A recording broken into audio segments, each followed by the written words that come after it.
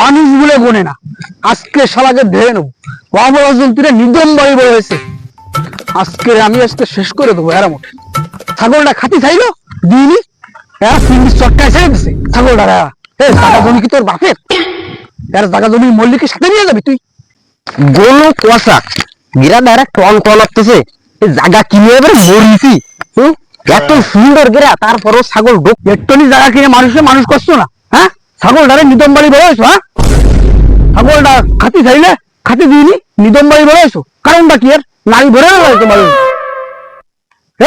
তুই ছাগল বড় কারে কয়ে? ছাগল এই আসে কেন? তোমার ছাগল আসে কেন?